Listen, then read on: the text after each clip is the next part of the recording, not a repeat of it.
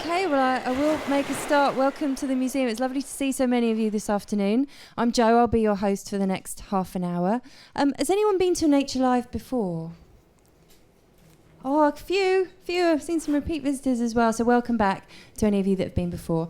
If you've not been, well, Nature Live is where we ask our scientists and external speakers as well to come in to the studio and tell you more about the work that they do, and certainly, in this case, the work they produce. It's your opportunity. I always have lots of questions. I'm a very curious individual, but the best thing to do in Nature Lives is to get involved yourself. So if you've got a question at any point throughout the event today, don't be shy and raise your hand. I'll come to you with the microphone, and if you're at the back, I'll probably repeat your question. So anything at all that you'd like to ask, do let us know at any time at all.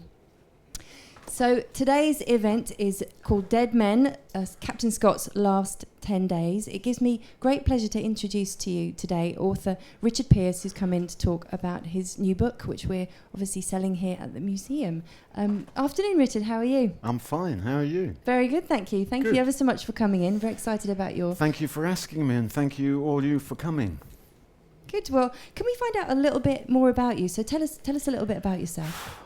Born 1960, Doncaster, moved to Germany 63, moved back to England 74, had a strong German accent, fluked my way into Cambridge University.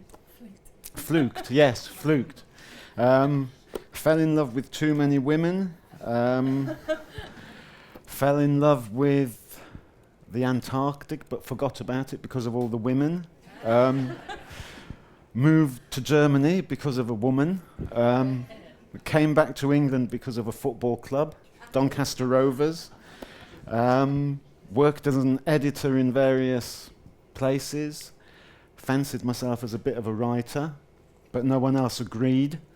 So it's taken me 30 years to be on Nature Live.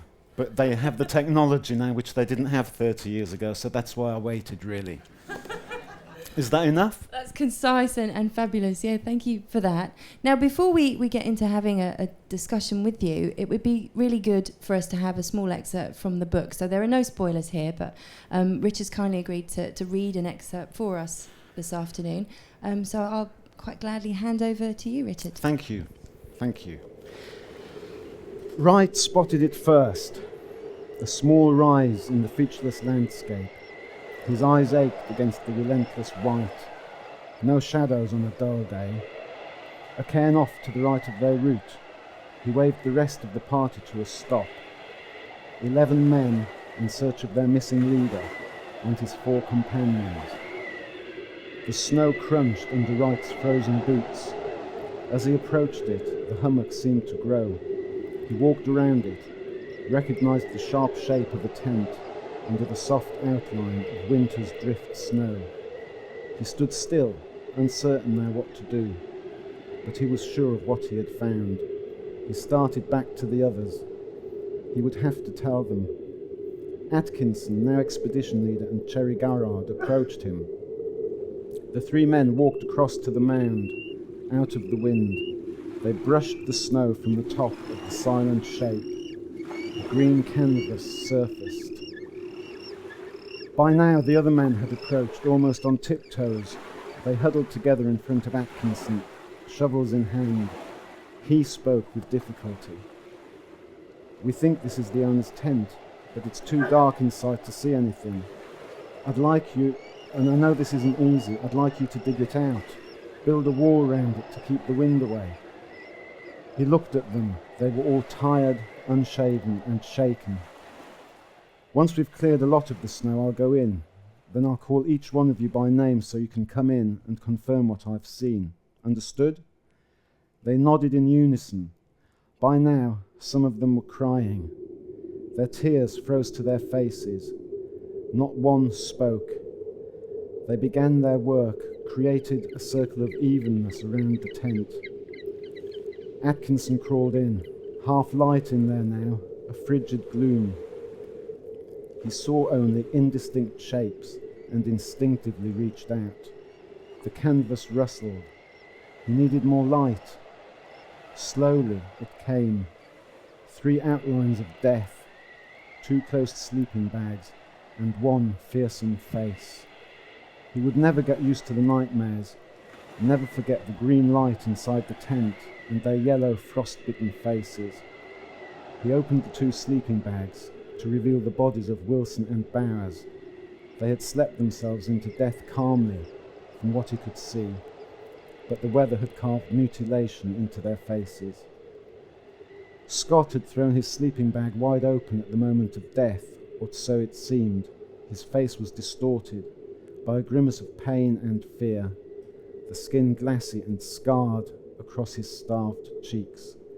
Like the other 2, he was frozen solid. I think that'll do. Thank you. Now, could you give us a brief then overview of what this novel is about? Obviously, some of us may be very familiar with this particular scene from reading other pieces of factual writing, but can you give us an overview of your book?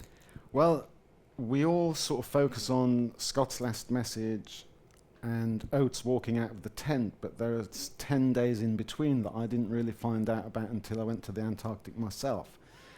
And scientifically, it's impossible for an Antarctic blizzard to last for 10 days. They normally only last for 3 days. So what I really wanted to do was to find out what might have happened in those 10 days, because there's no logical reason for them to have stayed in the same place for 10 days. What I do ask people to remember is that this is a work of fiction. There have been theories about why Bowers and Wilson stayed with Scott, or why Scott and Wilson stayed with Bowers, and so on. But I thought someone ought to write a piece of fiction about what might have happened, not about what scientifically might have happened, but what humanly might have happened. And so how then do you combine those events from back then with more modern day subject you've introduced? Well, no disrespect to historical fiction, but I think quite a lot of the time historical fiction is just that. It's just rooted in the moment of when it happened. What I wanted to do was to link our day with what happened then, because we're all interested in what happened in the past, but we need someone to tell us about ourselves as modern people and our link to the past. So the whole aim was to put modern life into the context of history, and history into the context of modern life, if that doesn't sound too contradictory. That makes sense. So most authors don't get the opportunity to kind of fully sort of live out the things they want to put into their novels, but you obviously got the chance to go to Antarctica. When was that, and how did you manage to make that happen? I was very, very lucky. I mean, as I said before, when I was falling in love with too many women, I forgot all about Captain Scott that I really got obsessed with when I was about 10. When I came, I lived in Norway for 4 years till 2006, and then I came back here and started working for a charity, and the trustees heard that Edmund Hillary had got slightly annoyed with the British government for not supporting the conservation of Scott's hut at Cape Evans. And so our trustees got interested, and we made a grant to help conserve the hut down there. And I was fortunate enough to be asked to go down there to help work on the hut. So I actually spent a week down there digging trenches around the footings of the hut so we could put a membrane in to stop the floodwaters going into the hut and eating away at the now very fragile wood. And that's, there have only ever been 200,000 people in the Antarctic, so for a little old Yorkshireman to get the chance to go down there was pretty cool. And so how did you find that experience for that week? Obviously you were doing manual work while you were there, but how did you spend your time? I did manual work some of the time, but they did have cold Guinness out there because they kept it outside. I had originally planned to go down there in November 2007, but the weather was so bad that we actually couldn't get out to the ice, so I bummed around Christchurch for a week looking at Canterbury Museum's brilliant Antarctic collection and stuff. And then on the 2nd of January 2008, I flew out, stopover in Tokyo, Christchurch, time for a couple of smokes at Christchurch Airport, and then onto one of those huge C-17 Globemasters from Christchurch onto Pegasus, runway in the Antarctic. And the funny thing was that Nigel Watson, who's the director of the Antarctic Heritage Trust, said, "Oh, you know, we never get penguins on the runway because we've got a couple of dummy penguins on the runway to scare penguins off." And the plane's just coming into land, and all of a sudden it accelerates and shoots off again. And it was because there'd been a proper penguin on the runway. So there we are. And I found it quite cold for the first day, because we went up Observation Hill, and Nigel said to us, "Well, make sure you wear your long johns, but you don't need to wear all your heavy gear." And we got up there, it was freezing cold. And then at Evans we camped. Basically, I slept in a tent out there for 2 or 3 nights, and it was -10 there. And I normally hate camping, but it was a wonderful experience. Triple insulated sleeping bags and stuff. And I was lucky enough to get up into the dry valleys, and that was -40. And my hands froze solid because I had to take my gloves off to take photos. And after every photo I took, my hands were actually almost immovable, and I had to stuff them all back in my pockets, gloves on, and wait for 2 minutes to take the next picture. Has anyone got any questions? Yes. Michael, whom I met in the shop before. Yeah. Hello again. Hello. Is this on?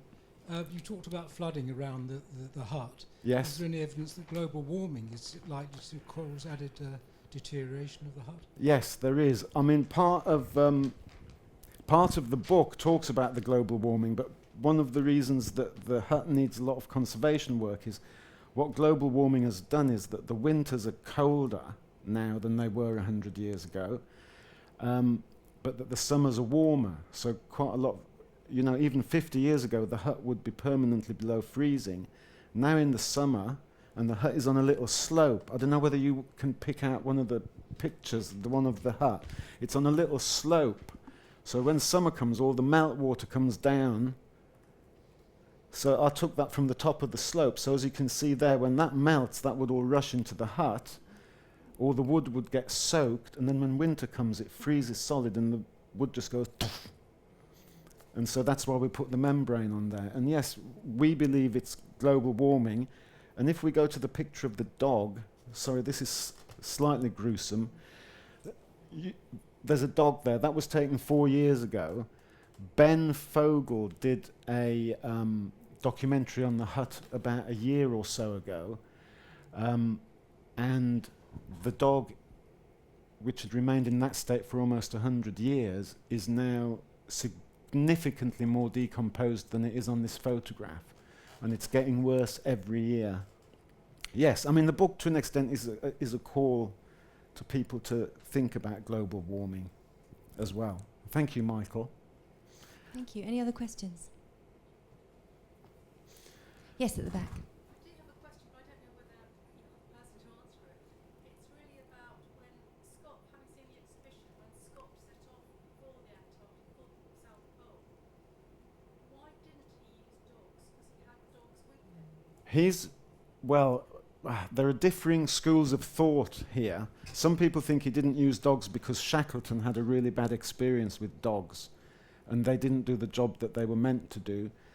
The second view is that Scott was so much of an animal lover that he didn't want to punish dogs, but you have to put that in the context of the fact that Scott had his ponies shot and they ate the ponies.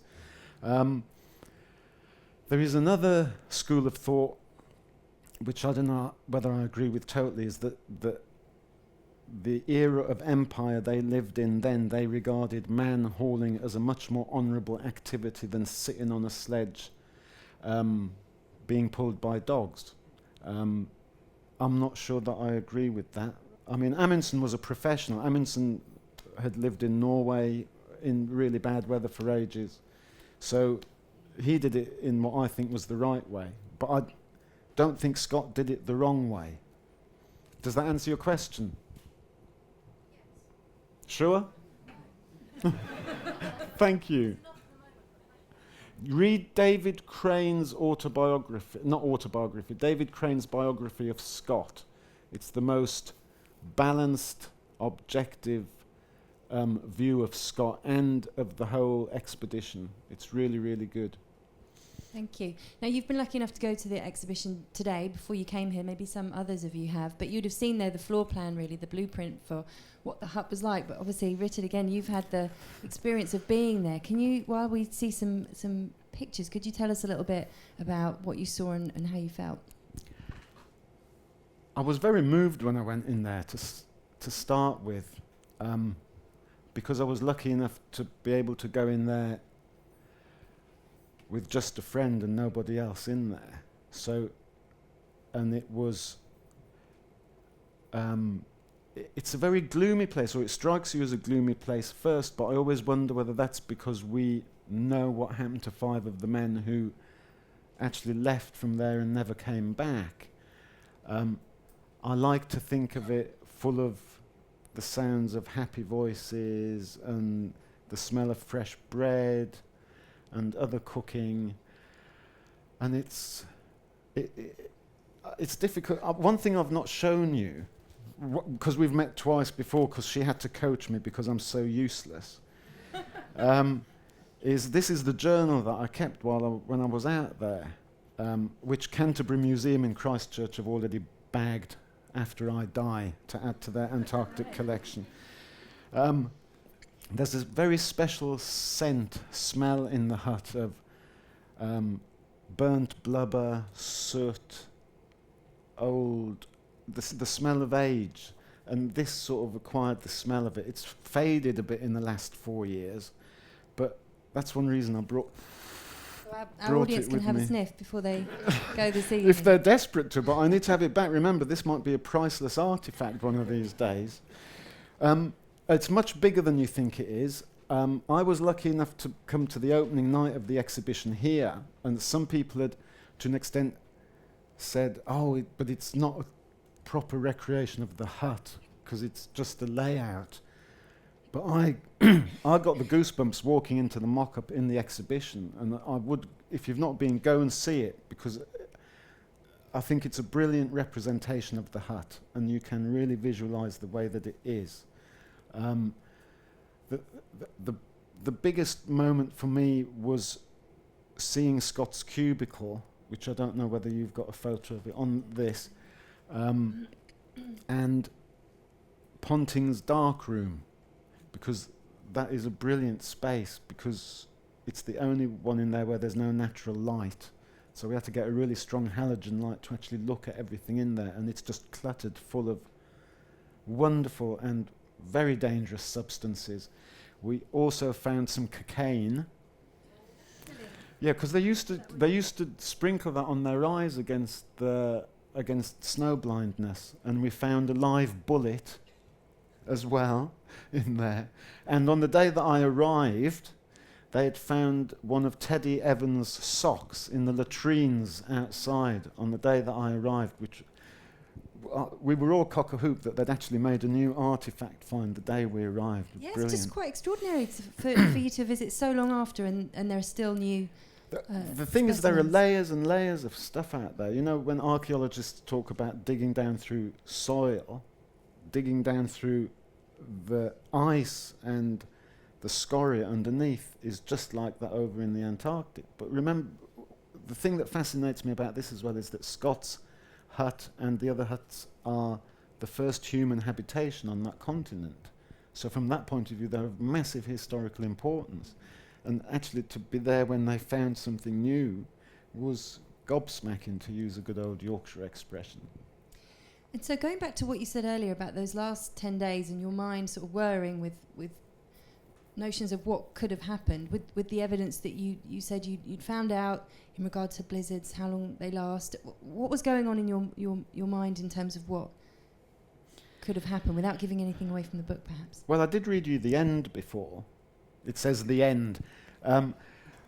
One really good book to read as well is called The Coldest March by Susan Solomon. She's a scientist, and she's written a brilliant book about that might actually have been the coldest winter ever, just about, in the Antarctic. What was going through my mind was how sad it was that they were 11 miles from the next big food depot. Okay, their bodies were in such a state that, for example, Scott would have had to have both his feet amputated because of frostbite. That it's desperately sad they didn't get back, but also how fortunate history or posterity has been that they actually found Scott's tent, and with it the diaries and all this sort of stuff. And I mean, I'd gone to the Antarctic as well because I write poetry, and I had gone out there with the intention of just writing a whole load of poetry. And then when I got back, some of the material and some of the stuff in my head was just too good to only, no disrespect to poetry, but too good to just have it as poems. I wanted to write it as a story for everyone. Because also, and this was one of the thoughts that was going through my head, again with no disrespect to anybody who might be listening or who I've met, the polar community can be quite insular, and they've sort of made Scott their own. And really, my view was that Scott belongs to the people, not just the people of England, not just the people of Europe, but to the whole world, because I mean, I think that's the legacy that his science and that his expedition have left behind. They haven't left just a legacy for the British people, but for the whole world. And I mean, the same goes for Amundsen. I was at a do a couple of weeks ago where there was an unnamed government minister, and he came up with the old joke about, you know, they toasted the dogs instead of toasting Amundsen at the RGS, and Amundsen was dreadfully offended. And I thought that was, there's no room for jingoism in this book, nor in when we talk about what Scott and Amundsen and all those people achieved. And I wanted to get that into the book, really. Does that answer your question? Any other questions from our audience? Yes. Yes, I read somewhere. It's okay, I think you can hear me. But I read somewhere that as they were in such a bad way at the end, and yet I understand they also carried medical supplies and perhaps morphine. Now it makes you wonder why, if it was so bad, why didn't they end it for themselves? Some people say. There are certain schools of thought, and there is one particular mock historian who has a particular school of thought, and I won't mention him by name. Some people think that Atkinson did not examine the bodies in depth because he would discover that they had killed themselves with morphine, or that they had suffered from scurvy when they weren't supposed to suffer from scurvy, because although vitamins hadn't been discovered, they knew by then that semi-raw penguin meat or any semi-raw meat would actually put vitamins into you, would stop you from having scurvy. I don't think there's proof either way whether they ended their lives or not, although when you look at the fact that Scott had died a very bad death, you wouldn't think that he would have used morphine. I personally don't think they did. Does that answer your question, madam? It does, because I think I also read, it must have been in the same book, because they had that option, but Scott said, we'll die like gentlemen. Yes. Stiff upper lip. Yeah. I hope I die like a gentleman. Playing cricket, 100 not out. Me too. Any other questions? Yes, lady in the middle. Is the location of the tent known, or is it lost forever? So yeah, just to repeat that, is the location of the tent known or lost forever? One would be able to calculate the location of the tent to within a certain radius, I suppose. But that is a matter for the scientists, I suppose. No, I can't really say too much about what's in the book. There are some people I've met who've said they know where the tent is, but it would be under 30 meters of ice. So it would be slightly difficult to get to unless you had very sharp spades. Any other questions? We did have one. Yes. We'll go to the back and then we'll come to you, sir. You've obviously talked about the different theories and obviously Scott's quite a controversial subject. Did you feel under any pressure to sort of, you're adding to the story and the whole, did you feel any pressure as a writer, and how did you sort of balance that out? That's a great question. So yeah, any pressure as a writer, considering all the wealth of information we have about Scott already? There are some pressures. I mean, as I've said before, some people that I've spoken to seem not quite to understand that this is a work of fiction based on the bits of fact that we do know about.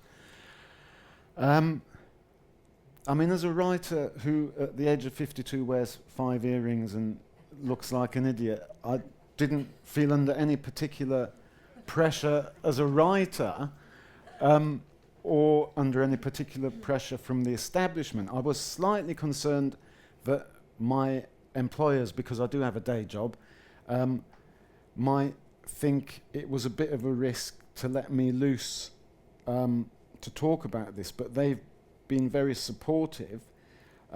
What I didn't want to do was to add to the myth of Scott as a total hero on a pedestal who can't be touched, nor did I want to add, mention to Huntford's total abuse of Scott. And to an extent, Rand Fiennes' biography of Captain Scott was a very subjective response to Huntford's claim that Scott was a total loser, whereas I think this is a fairly objective approach, if fiction can ever be interpreted as anything objective.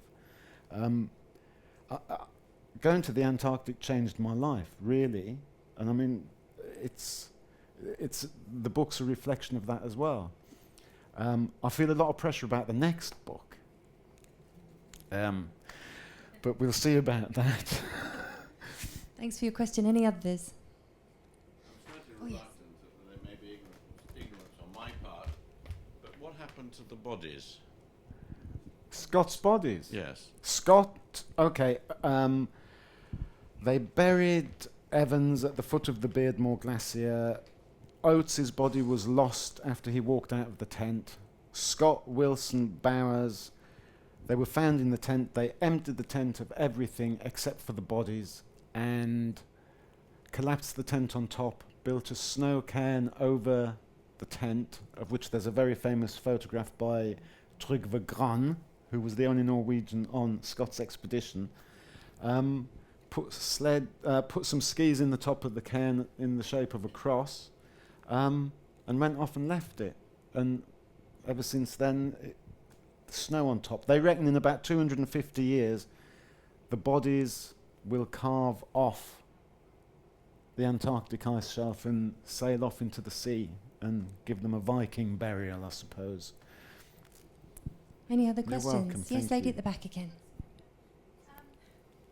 Did Scott have any idea that Amundsen was not that far away with his base camp and that he was about to settle? Well, yeah, Amundsen sent Scott a telegram from Madeira saying, beg leave to inform you proceeding Antarctic.